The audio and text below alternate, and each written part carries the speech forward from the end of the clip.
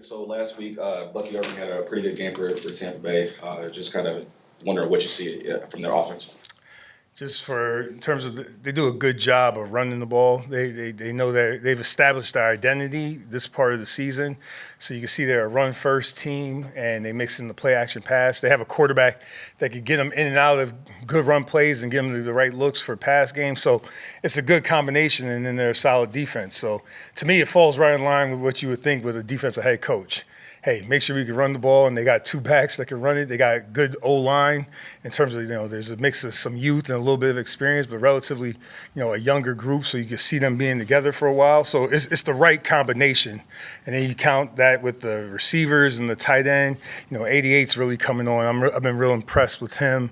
Mike is Mike. He is what he is. He's a go-to guy for them. And, after the hamstring injury, you can see him. They're really trying to get him involved with the offense. And, it's good to see Shep out there playing. I was with him at the Giants, but they got a good mix. And the quarterback's the trigger man. He makes it go. And you can see how he has full command of the offense at the line of scrimmage, which is impressive to me. What kind of challenges does Baker Mayfield present?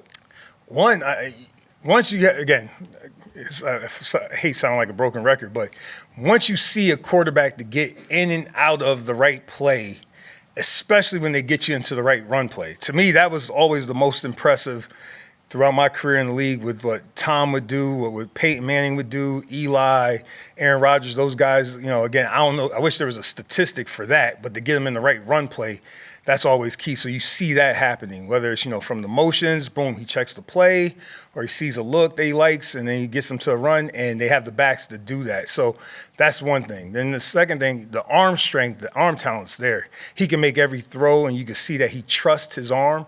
So, he's willing to stick it in there versus tight windows. He does a good job of, putting on the right shoulder for the receivers. He does a good job there. And then he can throw the ball down the field as well. So to me, he has full access to the field because of his arm strength. He has full access to his field because of his knowledge of the game.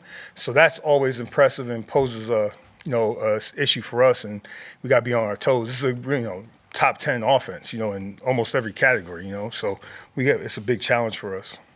One of the best. They're one of the best teams in the league, both on third down and in the red zone. What are you seeing that separates them maybe from some other teams in those areas? For me, it's the ability to run the ball, because they'll mix in the run on third down, so you got to be alert for that. I always thought that was one of the tougher things once you get in those situations where, most of the league, once it's 3rd and 2+, you're dealing with pass game. That's just historically what you're dealing with in the league. But once you involve the run game and the dynamic ball carriers they have, now we got to respect that. We can't tee off the way we wanted to, so you got to be mindful of that. And then to bring that down to the red area, if you could run the ball in the red area, that's the best thing you could do, because the windows are tighter, the throws are a little bit tougher, so it's easier to just run the ball. So that, to me, it all starts with the run game and and with those backs and how the O-line's blocking. They got a bunch of big guys up there that can move bodies. They do a good job staying connected on their double teams. They pass off movement. They're working well together. It's an impressive group. As being such a physically imposing corner, physically imposing receiver, what do you preach to your cornerback room of how to cover a guy like that? Don't come to me complaining about push-offs. I mean,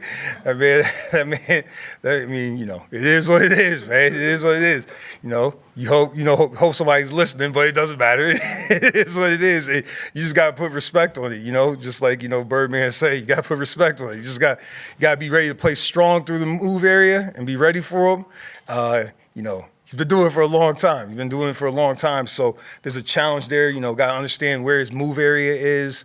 Understand, you got to really dive into the tape and study, what routes, what they like to do with them in certain spots. So that's all important right there. But main thing is I don't hear any complaints, man. Man, he's earned that. So he could do what he has to do out there.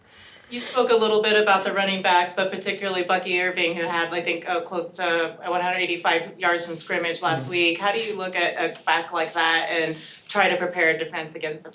The biggest thing with both of their backs, they're both pretty dynamic, and they get their yards in the run game. It's again, we always talk about off-schedule plays with the quarterback.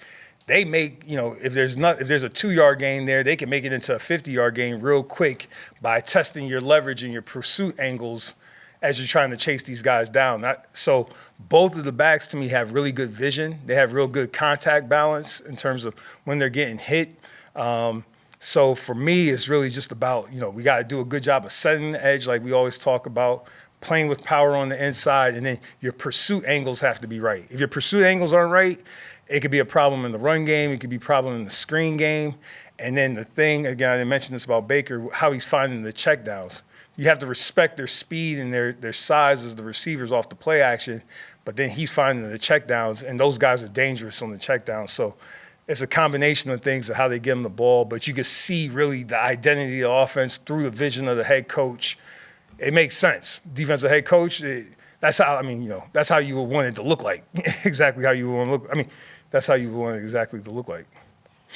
After the, Chase on, he had a sack and a half against the Chiefs after the game. He said it was really just all about trusting the rush plan. With that being said, those other three guys on the other side of Max, how imperative has it been for them to really step up, and how have they really been able to feed into success of why you've been able to get quarterbacks down?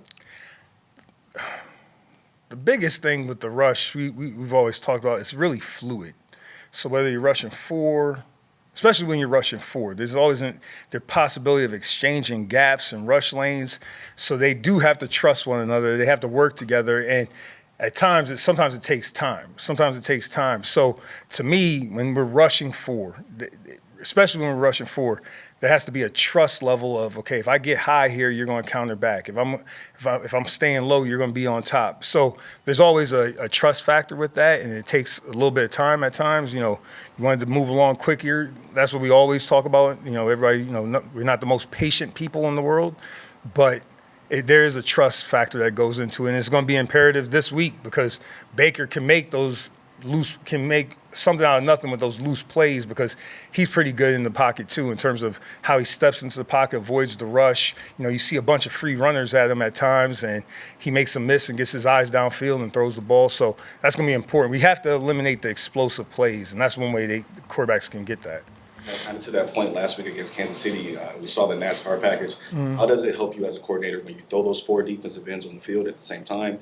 And what does it do for the defensive ends that don't necessarily get as much playing time when they all get out there at the same time? It's real important for guys to buy into their role. I think AP talked about it last week. You got to buy into your role. So if your role is to get 5 snaps, those better be your best 5 snaps. You got to take advantage of that. So, the guys that aren't playing that much and they get in there on the package, you got to own your role right there.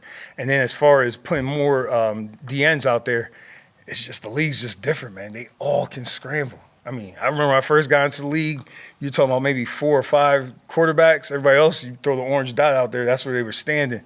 And it's a headache, man. It's a headache.